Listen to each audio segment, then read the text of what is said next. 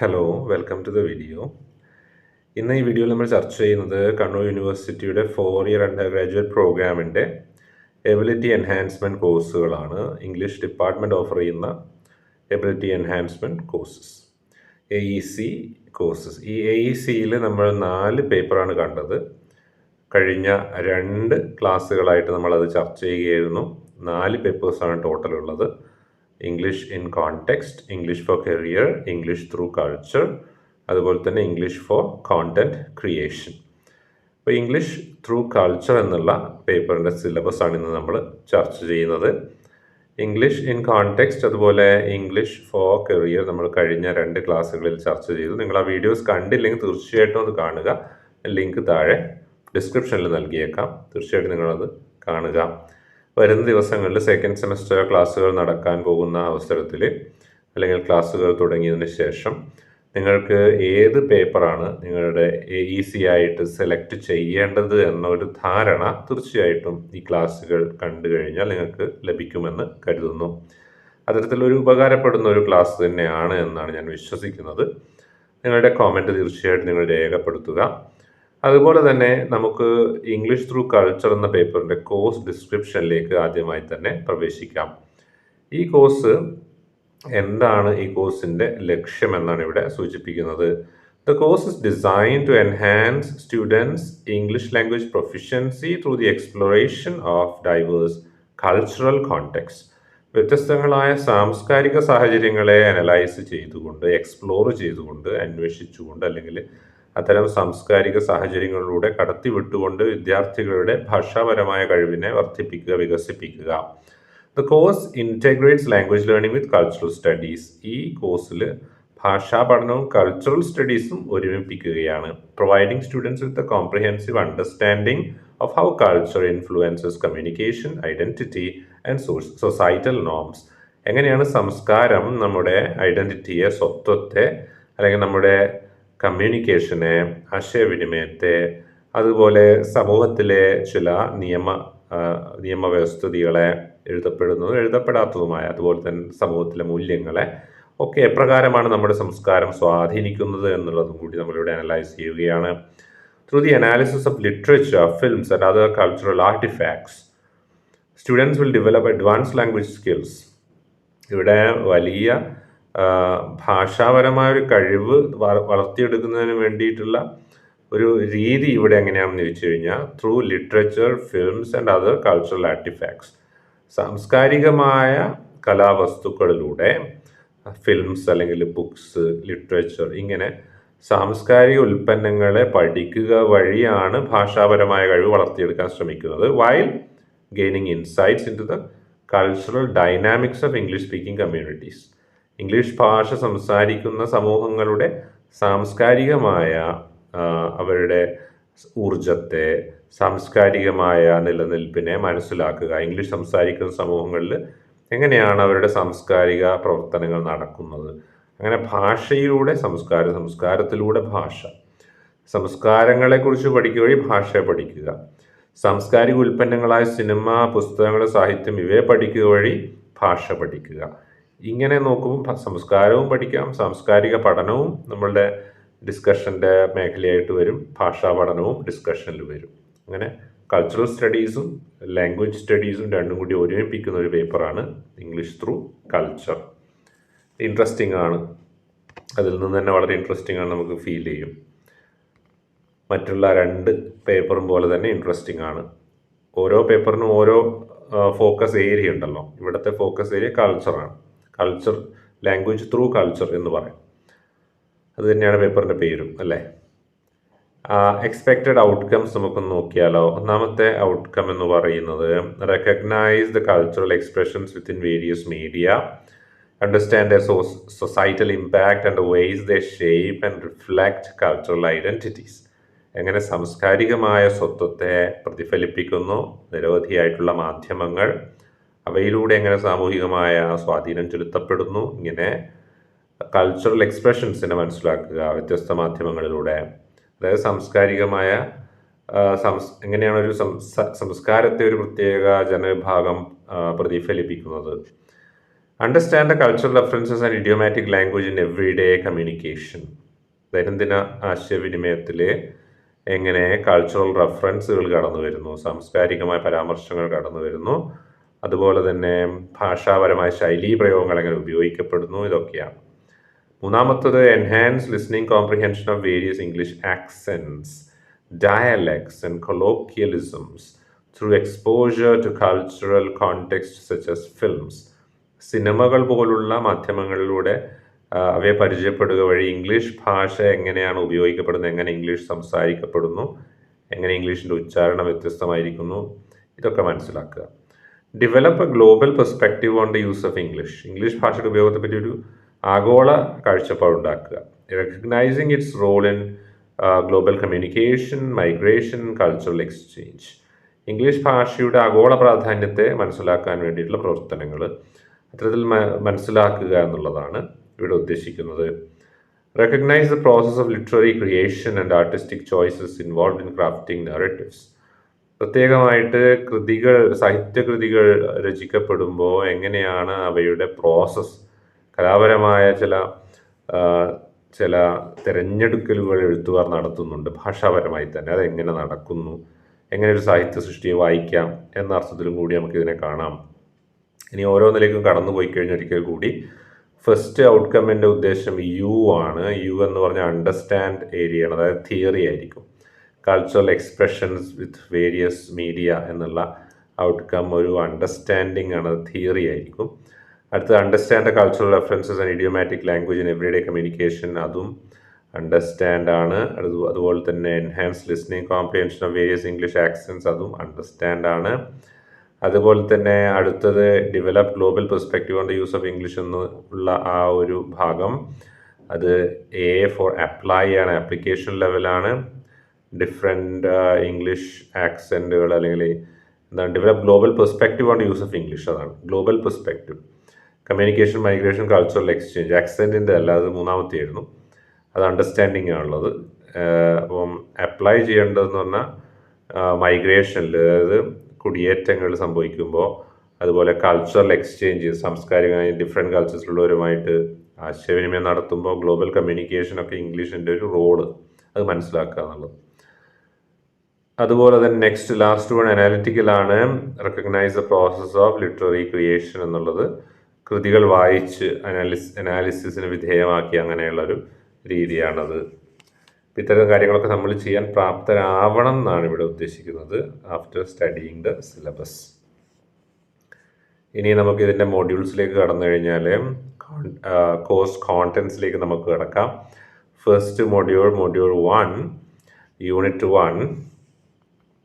ഇവിടെ നമ്മൾ കൃതികൾ തന്നെയാണ് നിങ്ങൾ കാണുന്നത്. I could never feel that way about Kanchi, Nisha സൂസൻ്റെ കൃതിയാണ്.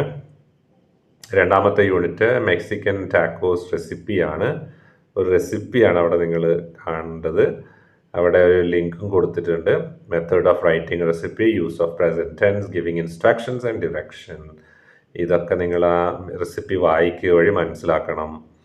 തേർഡ് യൂണിറ്റ് വൊക്കാബുലറിയാണ്. ക്വിസീൻ, culinary ഇൻഗ്രീഡിയൻസ്, അതുപോലെ തന്നെ al dente, blanch, brine, leaven, barbecue, gravy, simmer, ഇങ്ങനെയുള്ള വാക്കുകളും അതുപോലെ ഈ മേഖലയിലുള്ള ക്വിസീനുമായി ബന്ധപ്പെട്ട വൊക്കാബുലറി പഠിക്കുക എന്നുള്ളതാണ്, വാക്കുകൾ പഠിക്കുക. ഫുഡ് ഇഡിയംസ് ആണ് അടുത്തത്, fourth unit. For example piece of cake, hard nut to crack മുതലായ ഒരുപാട് ഇഡിയംസ് അവിടെ പഠിക്കാനുണ്ട്. അത് ഏതൊക്കെയാണെന്ന് അവിടെ കൊടുത്തിട്ടുണ്ട്. ഈ ഇഡിയംസും അവരുടെ യൂസേജസും തീർച്ചയായിട്ടും പഠിക്കേണ്ടി വരും. അപ്പോൾ നേരത്തെ മൂന്നാമത്തെ യൂണിറ്റിൽ കാണിച്ച പോലെ തന്നെ കുറച്ച് വൊക്കാബുലറി അവിടെ കൊടുത്തിരിക്കുന്നു. അതുപോലെ തന്നെ ഇഡിയംസിൽ കുറച്ച് ഇഡിയംസും കൊടുത്തിട്ടുണ്ട്. അപ്പോൾ ഇതുപോലെ ഫുഡുമായി ബന്ധപ്പെട്ട ഇഡിയംസ് അല്ലെങ്കിൽ യൂസേജസ്, ഭാഷാപരമായ ശൈലി പ്രയോഗങ്ങൾ, അവയാണ് നമ്മൾ പഠിക്കേണ്ടത്. അപ്പോൾ ഇവിടെ സിലബസിൽ തന്നെ കുറച്ച് എക്സ്റ്റെൻസീവ് ആണ്. കൃത്യമായി സിലബസിൽ തന്നെ കാര്യങ്ങൾ കൊടുത്തിട്ടുണ്ട്. ടെക്സ്റ്റും തീർച്ചയായിട്ടും ഇതിന് റെക്കമെൻഡഡ് ടെക്സ്റ്റ് ഉണ്ടാവാം, എങ്കിലും സിലബസിൽ തന്നെ മെൻഷൻ ചെയ്തിട്ടുള്ളത് കൊണ്ട് തീർച്ചയായും നിങ്ങൾക്ക് പഠിച്ചു തുടങ്ങാൻ ടെക്സ്റ്റ് കിട്ടുന്നതിന് മുമ്പേ ഒന്ന് തന്നെ കരുതുകയാണ്. ഇവിടെ സിലബസിൽ തന്നെ കാര്യങ്ങൾ ഡീറ്റെയിൽഡ് ആയിട്ട് കൊടുത്തിട്ട് കാണുന്നുണ്ട്. അപ്പോൾ നിങ്ങൾ ശ്രദ്ധിക്കുമല്ലോ. ഇനി മൊഡ്യൂൾ 2ലേക്ക് കടന്നു കഴിഞ്ഞാൽ അവിടെ I am legend from faster than lightning and my autobiography by Matt Allen and Usain Bolt. First 4 pages of the chapter. അത് ചാപ്റ്ററിൻ്റെ ഫസ്റ്റ് 4 pages ആണ് പഠിക്കാനുള്ളത്. ഓട്ടോബയോഗ്രഫിയിൽ നിന്നുള്ള ഭാഗമാണ് ഉസൈൻ ബോൾട്ടിൻ്റെ ഓട്ടോബയോഗ്രഫി. അടുത്തത് രണ്ടാമത്തെ യൂണിറ്റ് കോമെൻറ്ററി ആണ്. സ്പോർട്സ് കോമെൻറ്ററി ഒരു ലിങ്ക് കൊടുത്തിട്ടുണ്ട്, യൂട്യൂബ് ലിങ്കാണ്. അത് കണ്ടിട്ട് അതിൻ്റെ അകത്ത് നിന്ന് കുറച്ച് കാര്യങ്ങൾ പഠിക്കുക.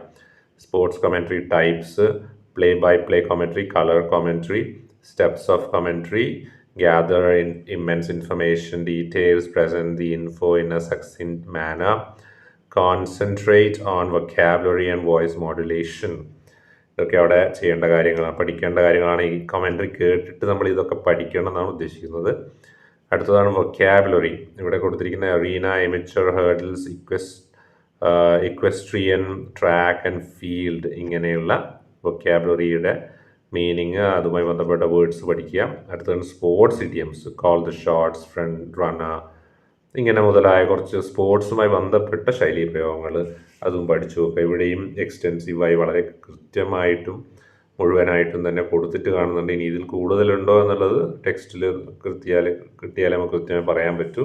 നിലവിൽ എന്തായാലും കുറച്ച് ശൈലീ പ്രയോഗങ്ങൾ ഇവിടെ തന്നെ സിലബസിൽ തന്നെ കൊടുത്തതായിട്ട് കാണാൻ സാധിക്കും. മൂന്നാമത്തെ മൊഡ്യൂളിലേക്ക് പോവുകയാണെങ്കിൽ ഒന്നാമത്തെ unit dialogue between fashion and death by Giacomo Leopardi, translation by Charles Edwards. അതുപോലെ തന്നെ അടുത്ത മൂന്നാമത്തെ യൂണിറ്റ് എന്ന് പറയുന്നത് വീണ്ടും ഒരു വെബ്സൈറ്റ് കൊടുത്തിട്ടുണ്ട്. ക്രിയേറ്റിംഗ് എ ബ്ലോഗ് ആണ്. ഒരു ബ്ലോഗ് എങ്ങനെ ക്രിയേറ്റ് ചെയ്യാം എന്നതാണ് അവിടെ. Process of blog writing, topic selection, defining audience, creating outline, content writing, captivating headlines, including images, editing, ഇങ്ങനെയൊക്കെയുള്ള ബ്ലോഗിങ്ങുമായി ബന്ധപ്പെട്ട, വ്ളോഗിംഗ് അല്ല ബ്ലോഗിംഗ് ആണ്, അതായത് റിട്ടേൺ ബ്ലോഗ്സിൻ്റെ ഒരു ഡിസ്ക്രിപ്ഷനാണ് കാണുന്നത്. അത്തരം കാര്യങ്ങളാണ് പഠിക്കേണ്ടത്, എങ്ങനെയാണ് അത് ക്രിയേറ്റ് ചെയ്യാമെന്നൊക്കെ. അടുത്ത് വൊക്കാബുലറി ഉണ്ട്, അതുപോലെ ഇഡിയംസ് ആൻഡ് ഫ്രേസസും അവിടെ നമ്മൾ പഠിക്കണം ആ യൂണിറ്റിൻ്റെ ഭാഗമായിട്ട്. അടുത്ത മോഡ്യൂളാണ് മോഡ്യൂൾ 4. അവിടെ സിഗരറ്റ്സ് ആൻഡ് കോഫി എന്നുള്ള unit 1 by Paul Thomas Anderson. അതുപോലെ next one 5 feet and rising, screen play by Peter Sollett. Screen play writing process അതിൽ നമ്മൾ പഠിക്കേണ്ടതായിട്ടുണ്ട്. Story concept, background research, create and outline, character development, first draft, അതുപോലെ തന്നെ revise, technical guide lines, ഇത്തരം കാര്യങ്ങളാണ് അവിടെ നമ്മൾ പഠിക്കുന്നത്. സ്ക്രീൻ പ്ലേയുമായി ബന്ധപ്പെട്ട കാര്യങ്ങളാണ്. വൊക്കാബുലറി ഉണ്ട് അടുത്ത unit. Next idioms and phrases ഉണ്ട്. സിനിമയുമായാലും സ്ക്രീൻ പ്ലേയുമായൊക്കെ ബന്ധപ്പെട്ട ഫ്രേസസ് തന്നെയാണ് അവിടെയുള്ളത്. അതുമായി ബന്ധപ്പെട്ട വേർഡ്സാണ് നമ്മൾ പഠിക്കാനുള്ളത്. ഇവിടെ ഈ മൊഡ്യൂൾസിലെല്ലാം തന്നെ വളരെ ഡീറ്റെയിൽഡ് ആയിട്ട് സിലബസ് കൊടുത്തിട്ടുണ്ട്. എന്തൊക്കെ പഠിക്കേണ്ടത് തന്നെ ഇവിടെ പറയുന്നുണ്ട്. ഇപ്പോൾ ടെക്സ്റ്റ് ബുക്ക് ഇല്ലെങ്കിൽ പോലും പഠിക്കാവുന്ന ഒരു സിലബസ് തന്നെയാണിത് എന്നുള്ളതാണ് ഇതിൽ നിന്ന് മനസ്സിലാകുന്നത്. അപ്പോൾ ഇംഗ്ലീഷ് ത്രൂ കൾച്ചർ എന്നുള്ള സിലബസിൽ നിങ്ങൾക്ക് ടെക്സ്റ്റ് ഇല്ലെങ്കിലും ഇതിലുള്ള കാര്യങ്ങൾ വ്യക്തമാണ് എന്നുള്ളതാണ് അർത്ഥം.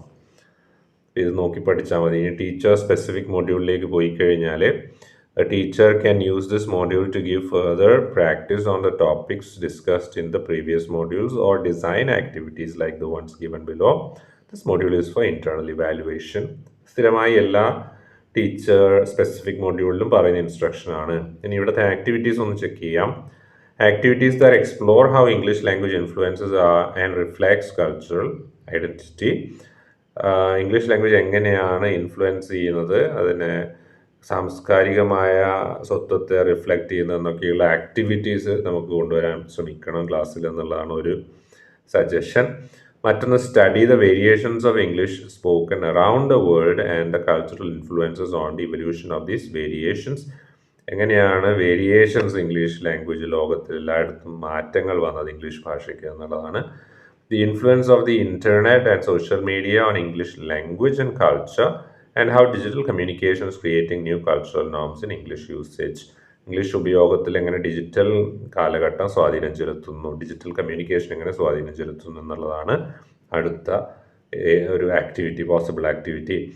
ഇനി താഴെ ഒരു നിർദ്ദേശം കൊടുത്തിട്ടുള്ളത് ദ ലിങ്ക്സ്, അതായത് നേരത്തെ മൊഡ്യൂളുകളിൽ നമ്മൾ ലിങ്കുകൾ കണ്ടില്ലേ, ഓരോ മൊഡ്യൂളിലും കുക്കിങ്ങിൻ്റെ അല്ലെങ്കിൽ സ്പോർട്സ് കോമെൻട്രി അങ്ങനെ ലിങ്കുകളുണ്ട്. The links are only to provide samples for a recipe, sports commentary and a blog. Samples ആണ് ആ ലിങ്ക് എന്നാണ് പ്രത്യേകം എടുത്തു പറയുന്നത്. സാമ്പിളാണ്, എക്സാമ്പിളാണ്. Students are expected to learn the process of recipe writing. നിങ്ങൾ ആ ലിങ്കിൽ കാണുന്ന കാര്യം ബൈഹാർട്ട് പഠിക്കുകയല്ല വേണ്ടത്. You are suppose to learn എന്താണ് process of recipe writing, blog writing, screen play writing and sports commentary. ആ ലിങ്കിൽ കൊടുത്തിരിക്കുന്ന കാര്യങ്ങൾ എങ്ങനെ സ്വന്തമായി ചെയ്യാമെന്നുള്ളതാണ് നിങ്ങൾ പഠിക്കേണ്ടതെന്ന് വ്യക്തമായിട്ട് സിലബസ് സൂചിപ്പിക്കുന്നുണ്ട് എന്ന് ഇവിടെ നമുക്ക് കാണാം. ഇനി എസെൻഷ്യൽ റീഡിങ്ങിലേക്ക് പോയി കഴിഞ്ഞാൽ how to write and speak better എന്നുള്ള റീഡേഴ്സ് ഡൈജസ്റ്റ്, അതുപോലെ തോമസ് എസ് കെയിൻ്റെ the Oxford essential guide to writing, അതുപോലെ Martin Manser and Stephen Curtis the Penguin writers manual. നേരത്തെയും നമ്മളുടെ ഒരു സിലബസിൽ ഇതേ റീഡിംഗ് മെറ്റീരിയൽ വന്നിട്ടുണ്ട്. മൈക്കൽ മക്കാർത്തി ആൻഡ് ഫെലിസിറ്റി ഓഡലിൻ്റെ വൊക്കാബുലറി ഇൻ യൂസ്, അതുപോലെ മൈക്കൽ സ്വാൻ പ്രാക്ടിക്കൽ ഇംഗ്ലീഷ് എന്നീ ടെക്സ്റ്റുകളാണ്. ഇത് നേരത്തെയും മറ്റൊരു സിലബസിൽ വന്ന റീഡിംഗ് മെറ്റീരിയൽ തന്നെയാണ്. ഇനി അസസ്മെൻറ്റ് റൂബ്രിക്സിലേക്ക് പോയി കഴിഞ്ഞാൽ തീർച്ചയായിട്ടും മാർക്ക് സിസ്റ്റം സെയിം തന്നെയാണ്. 50 written exam total and semester ഇവാലുവേഷൻ്റെ ടോട്ടൽ 50 ആണ്.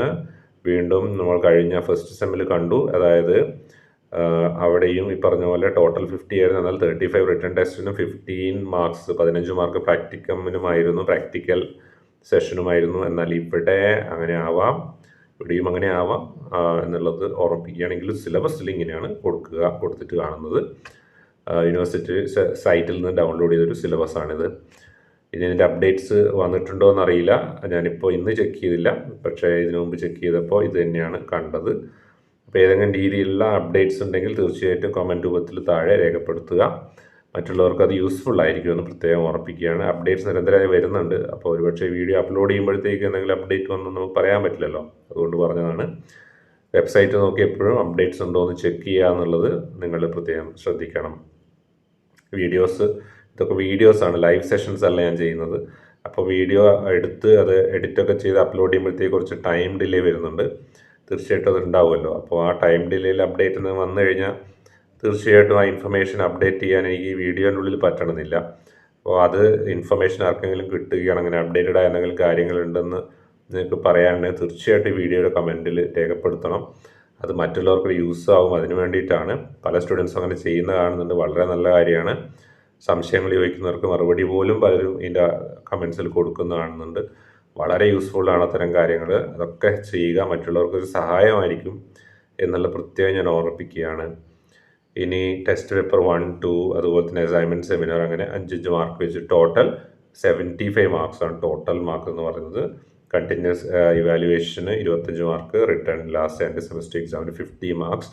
അത് മോസ്റ്റ്ലി ചിലപ്പം സെക്കൻഡ് സെമ്മിനും ഈ പറഞ്ഞ പോലെ 35 മാർക്സ്, റിട്ടേൺ ടെസ്റ്റ് 15, ഇൻറ്റേർണൽ അല്ലെങ്കിൽ പ്രാക്ടിക്കൽ എന്നൊക്കെ പറഞ്ഞിട്ട് അങ്ങനെ ഡിവൈഡ് ചെയ്യാൻ സാധ്യതയുണ്ട്. ചിലപ്പോൾ 50 മാർക്സ് തന്നെ ചോദിക്കാനും സാധ്യതയുണ്ട്. നമുക്ക് അതിൻ്റെ കൃത്യമായ ഇൻഫർമേഷൻ അറിയില്ല. അതിനെക്കുറിച്ച് നിങ്ങൾ പിന്നീട് അപ്ഡേറ്റ്സ് വരുന്ന മുറയ്ക്ക് ഞാൻ അറിയിക്കാം. നിങ്ങൾക്ക് ലഭിക്കുകയാണെങ്കിൽ അപ്ഡേറ്റ്സ് ഉണ്ടെങ്കിൽ തീർച്ചയായിട്ടും കമൻറ്റ് രൂപത്തിൽ രേഖപ്പെടുത്തുക. ഇത്രയും കാര്യങ്ങളാണ് ഇവിടെ നമ്മൾ ചർച്ച ചെയ്യുന്നത്. അടുത്ത paper English for content creation നമുക്ക് അടുത്ത ഒരു വീഡിയോയിൽ ചർച്ച ചെയ്യാം. നിങ്ങളുടെ വിലയേറിയ അഭിപ്രായങ്ങൾ കമൻറ്റ് രൂപത്തിൽ രേഖപ്പെടുത്തുക. നമ്മുടെ വളരെ പ്രധാനപ്പെട്ട ഒരു ഉത്തരവാദിത്തമാണ് കൃത്യമായൊരു കോഴ്സ് ഈ 4 സെലക്ട് ചെയ്ത് പഠിക്കുക എന്നുള്ളത്. അത് നമ്മൾ തീർച്ചയായിട്ടും ചെയ്യണം. അപ്പോൾ അതിനു വേണ്ടി ഒരു മുന്നൊരുക്കം എന്ന രീതിയിൽ ഈ ക്ലാസ്സുകൾ ഉപയോഗിക്കുക. ഈ സിലബസിനെ കുറിച്ചൊരു ഐഡിയ, പ്രത്യേകിച്ച് ഇംഗ്ലീഷ് ത്രൂ കൾച്ചർ എന്ന സിലബസിനെ കുറിച്ചൊരു ഐഡിയ ലഭിച്ചു എന്ന് കരുതുകയാണ്. നിങ്ങളുടെ സുഹൃത്തുക്കളിലേക്ക് വീഡിയോ എത്തിക്കുക, പ്രത്യേകം ഓർമ്മിക്കുക. അതുപോലെ തന്നെ പഠനത്തിന് ബുദ്ധിമുട്ടുള്ളവർ, പഠനത്തിന് പ്രോബ്ലംസ് നേരിടുന്നവർക്കൊക്കെ ഈ വീഡിയോ സഹായകരമായിരിക്കും. അതിലേക്ക് പ്രത്യേകം എത്തിക്കാൻ ശ്രമിക്കുക. അപ്പോൾ എല്ലാവർക്കും ഒരിക്കൽ കൂടി നല്ലൊരു ദിനം ആശംസിക്കുന്നു. Have a wonderful time. God bless you all. By.